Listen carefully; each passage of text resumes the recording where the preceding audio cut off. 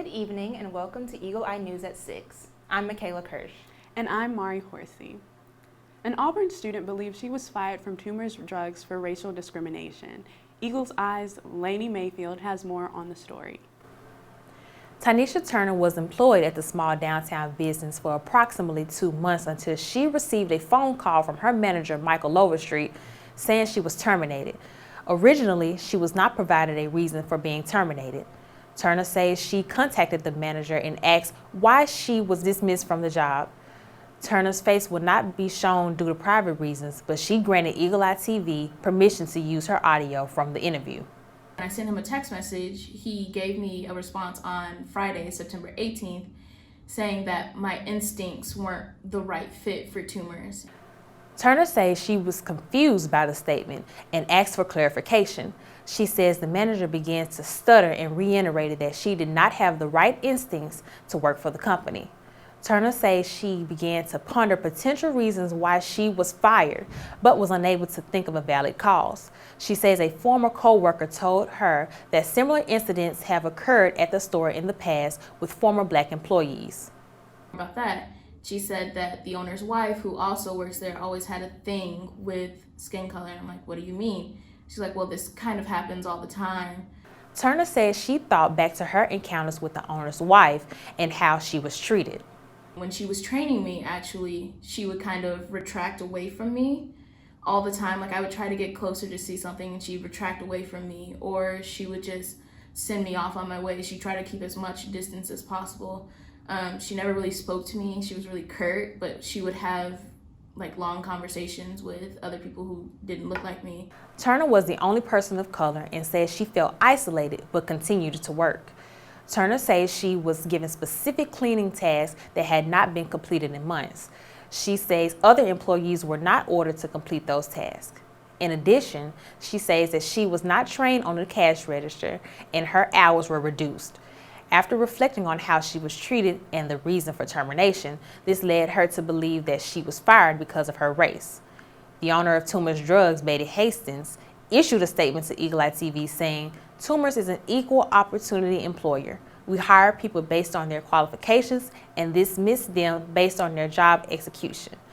When an employee fails to meet job expectations, they are terminated regardless of gender, ethnicity, sexual orientation, or disability."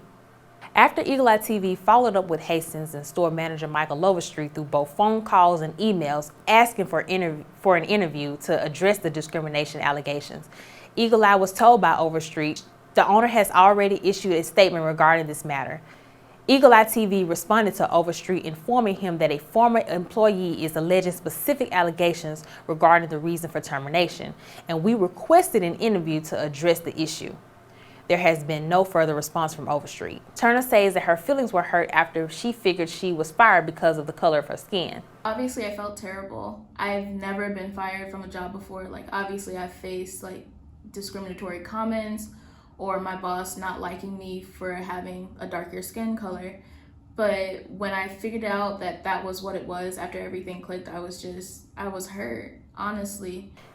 Eagle Eye TV will continue to update this story if and when Tumors Drugs respond to our request for a comment. This has been Laney Mayfield reporting for Eagle Eye TV. Auburn continues to see a decline in positive COVID-19 cases, with only 17 new reported cases last week. The cumulative amount for the university is now 1,559.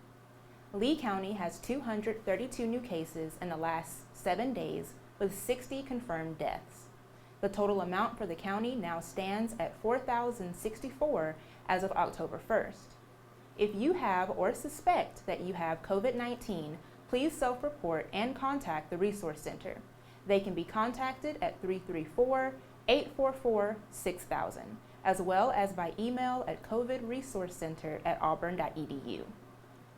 The Auburn City Council rescinded the state of local emergency last Thursday, October 1st, lifting local restrictions on walk-up bar services indoors.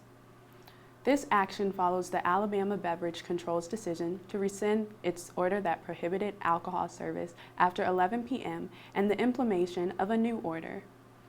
The newly passed emergency order requires alcohol licensed businesses to require face coverings, maintain social distancing, and admit no more than 50% occupancy in order to prevent the spread of COVID-19. The Beverage Control Board says they will be strictly enforcing its new order. Last Wednesday, Governor Kay Ivey extended the Safer at Home order for Alabama until November 8th.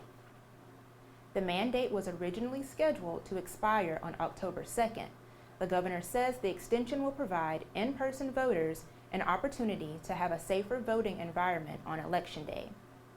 Ivey says since imposing the order on July 16th, there has been a decrease in cases and hospitalizations across the state, and she encourages citizens to be patient in times of uncertainty. Auburn wants students to know that they care about not only their physical health, but also their mental and emotional health as well. Nadia Bouyan, an assistant clinical professor of psychology and director of the Auburn University's Psychology Services Clinic, offers tips for students for maintaining their mental health during the COVID-19 pandemic. Being new to campus and adjusting to college life is such an important milestone for our students. And there are so many positive experiences for our students to look forward to. Unfortunately, at the same time, it's not uncommon for students to arrive to campus and start to feel things like social isolation and loneliness. And that's going to be definitely exacerbated by a pandemic where it's a lot more difficult to engage in those normal campus activities that students use to build their networks. So I think a lot of our new students and returning students are having to manage that. And it makes a lot of sense that not only the students, but their loved ones are concerned.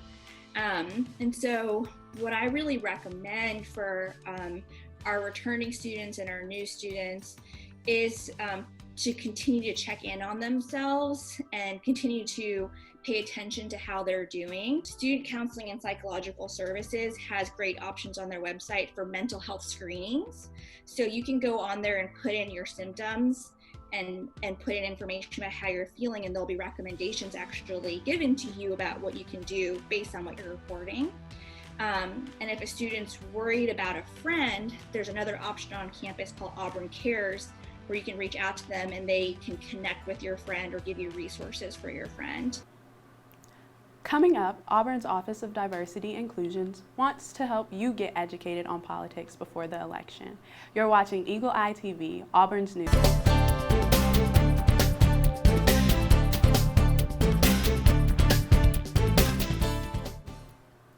Welcome back to Eagle Eye News at 6. Auburn University's Office of Diversity and Inclusion wants you to help get informed about current issues and the presidential candidates before this election this November. The office is holding a speaking session in their Brave Space to Be series entitled Yourself Heard Vulnerable. The session is a way for the Auburn community to frame the current political context and provide a space for the Auburn community to unpack the impending election cycle. The session will take place via Zoom on October 21st from 12 to 1 p.m.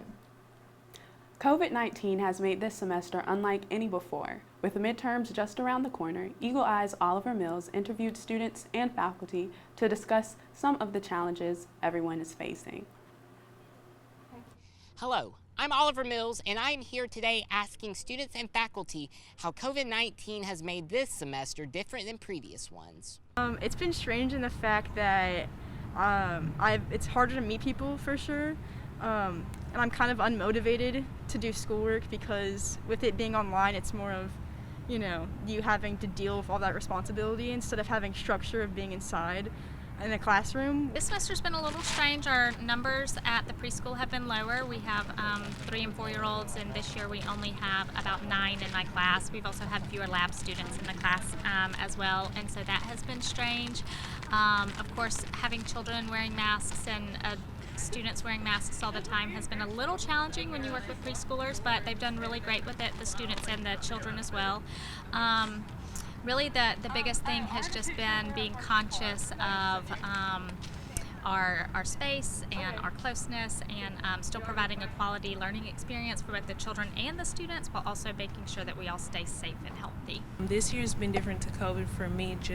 It's harder to take my higher level classes, not being able to engage with my professor as much. So I have to be really creative in ways that I do like group projects or reach out and ask for help with certain things, especially being an engineering major. This year is really hands-on and I don't really have as much of that opportunity, so that would be a big change. Classes being online and going on a digital world has definitely been hard to motivate myself. It's definitely hard being at home, to motivate yourself to get to class, to do the schoolwork.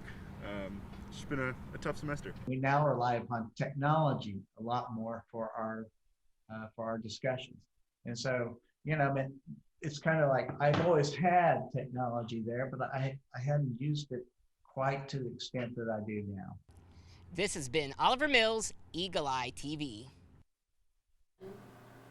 Looking for an on-campus job?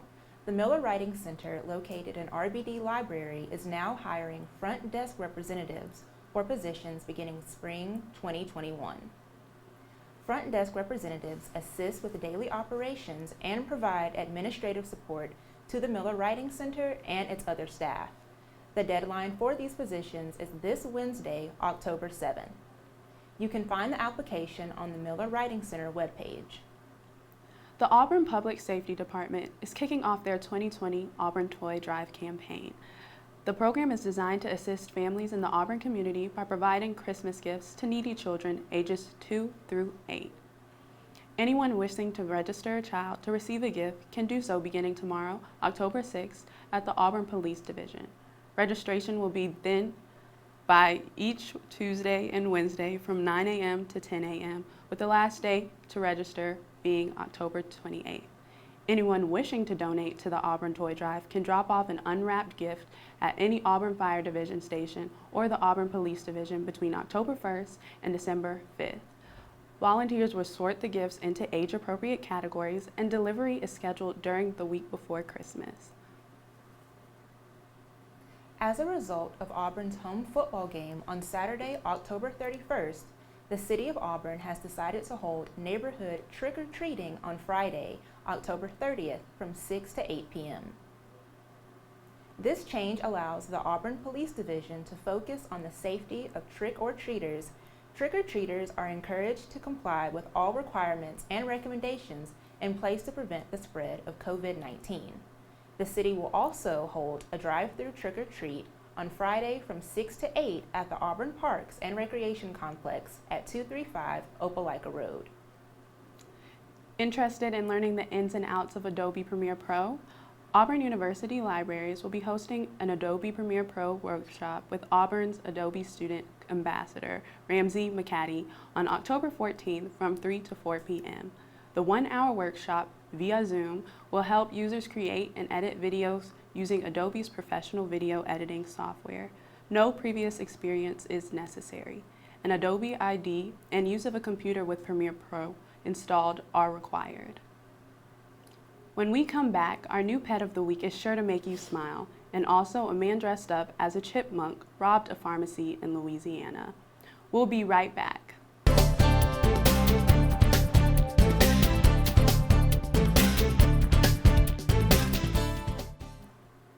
Welcome back to Eagle Eye News at 6. This week's pet of the week from the Lee County's Humane Society is Layla, and she is ready to meet you. Layla loves to be scratched behind the ears and is always up for a quick gossip session when you get home from school or work. She is 2 years old, vaccinated, and microchipped. She is also FIV negative, and her adoption fee is only $100. Apply online for her today. With their music careers behind them, have Alvin and the Chipmunks fallen to a life of crime? The Louisiana Police Department is asking for assistance in identifying a man dressed in a chipmunk outfit who robbed a pharmacy at gunpoint over the weekend. Sheriff Charles Goulery said surveillance video showed the armed suspect running from the store's parking lot to the rear door of the store, forcing an employee back inside. The suspect escorted the employee through the store as she filled his bag with an undisclosed amount of narcotic medication. We're out of time, but for more Auburn news, head over to our website, eagleeyeauburn.com, and check out our YouTube page. I'm Mari Horsey. And I'm Michaela Kirsch. Thanks for watching, and War Eagle.